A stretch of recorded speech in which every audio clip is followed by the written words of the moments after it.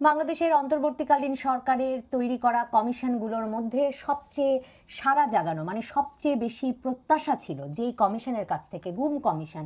সেই কমিশন সময় বাড়িয়ে বাড়িয়ে অবশেষে তাদের প্রতিবেদন জমা দিয়েছে, কিন্তু আয়নাঘরে সারা দেশে নাকি শত শত ব্যক্তিকে আটকে রেখেছিল বাংলাদেশের বিভিন্ন বাহিনী শেখ হাসিনার সরাসরি নির্দেশে।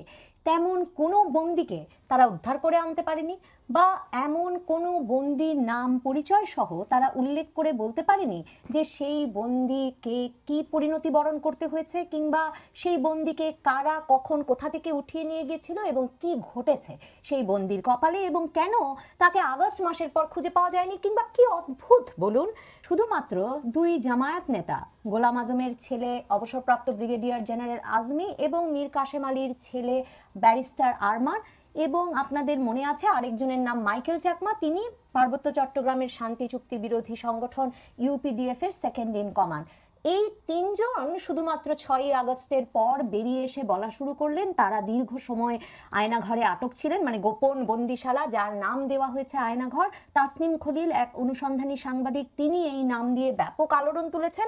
সেসব গোপন বন্দিশালায় নাকি এই তিন ব্যক্তি আটক ছিল এবং কি ভয়াবহ সময় তারা মাসের পর মাস ওই বন্দিশালায় কাটিয়েছেন সেই কথা আগস্টের পর থেকে তারা বিভিন্ন সংবাদ মাধ্যমে গিয়ে বলছেন।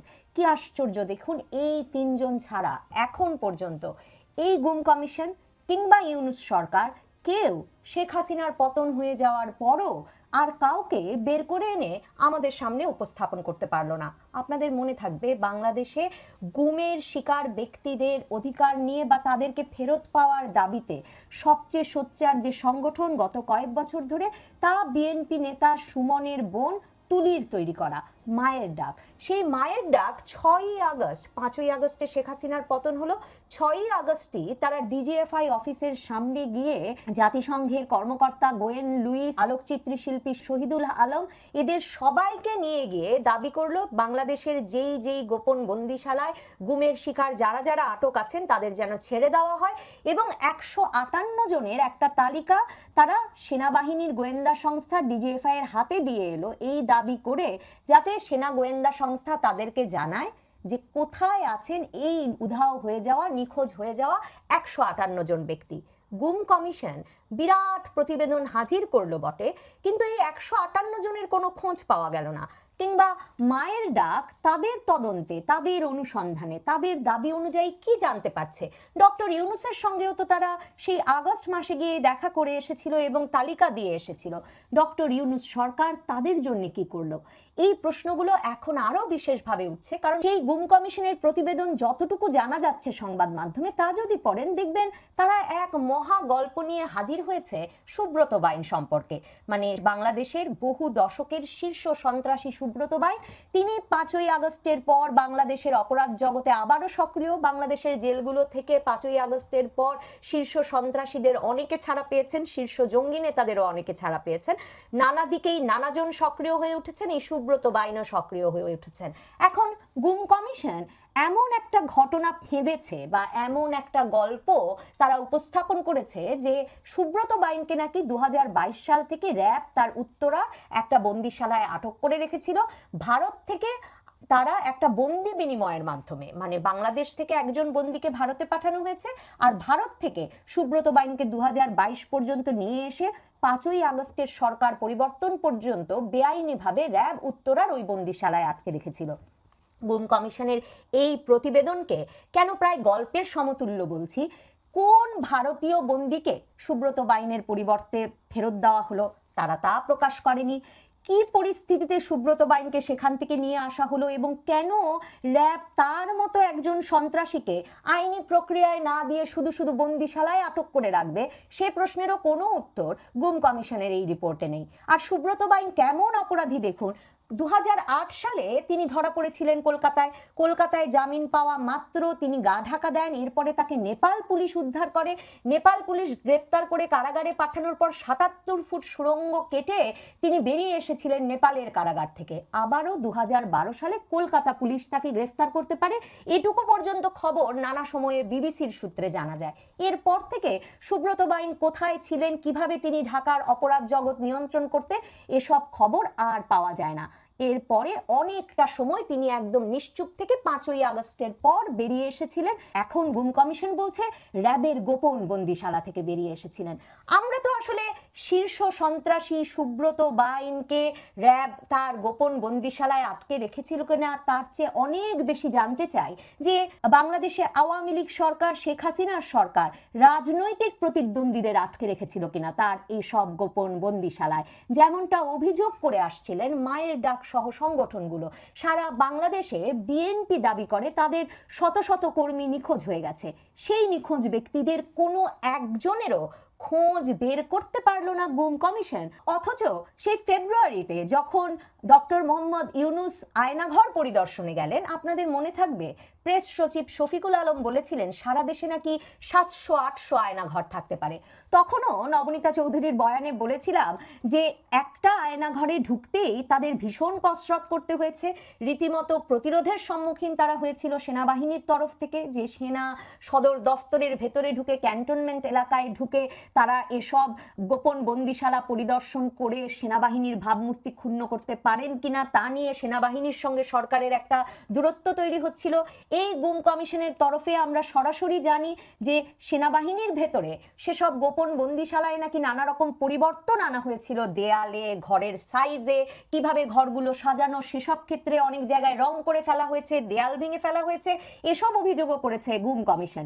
এবং আমাদের কাছে অন্তত আয়নাঘরের যে ছবি তুলে ধরা হয়েছে ডক্টর মোহাম্মদ ইউনূসের প্রেস উইং এর তরফ থেকে, তার ওই বিরাট সারা জাগানো আয়নাঘর পরিদর্শনের পরে তাতে বুঝতে অসুবিধা হয় না যে এক রকমের সাজানো গোছানো সেটের মতো সাজিয়ে নেওয়া হয়েছিল এসব আয়নাঘর নাম দেওয়া গোপন বন্দিশালাকে।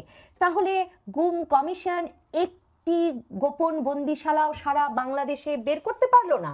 তার মানে গুম কমিশন সুনির্দিষ্ট ঘটনাও বের করতে পারলো না শেখ হাসিনা সরকারের বিরুদ্ধে বা কোনো বাহিনীর বিরুদ্ধে বা কোনো একজন ব্যক্তির বিরুদ্ধে যাকে রাজনৈতিক মত দমনের জন্য সরকার তুলে এনেছে এবং অনৈতিকভাবে মাসের পর মাস আটকে রেখেছে।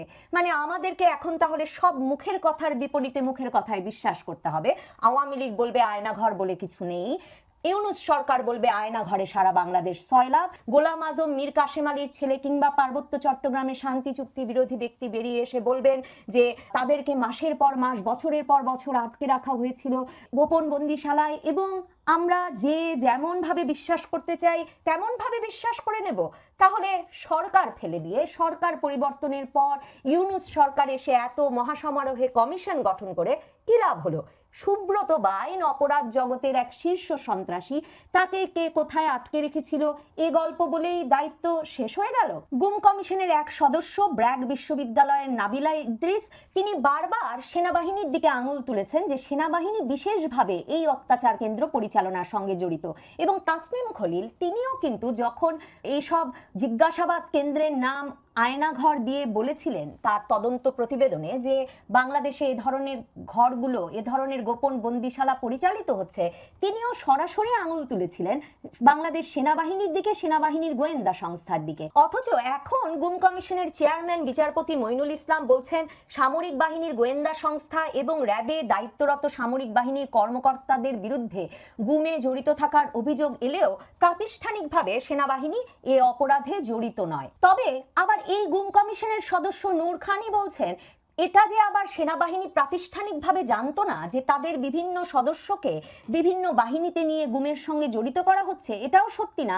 কারণ সাবেক এক সেনাপ্রধান বলেছেন যে তিনি জানতেন, তার কাছে গুমে জড়িত থাকতে চান না বলে আশ্রয় চেয়েছিলেন 2 সেনা কর্মকর্তা। আবারও মুখের কথার বিপরীতে মুখের কথা।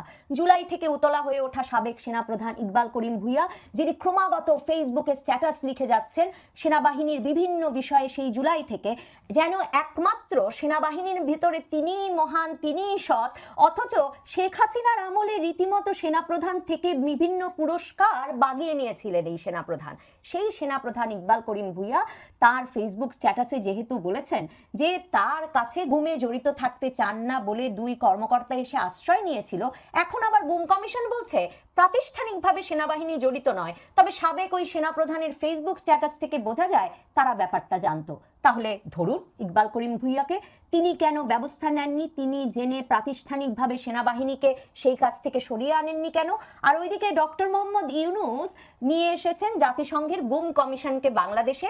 তারা বলছে গুমের সঙ্গে জড়িতদের বিচার করতে হবে এবং সেই দাবি নিয়ে তারা গিয়ে সেনাপ্রধান ওয়াকারুজ্জামানের সঙ্গে সাক্ষাৎ করেছেন।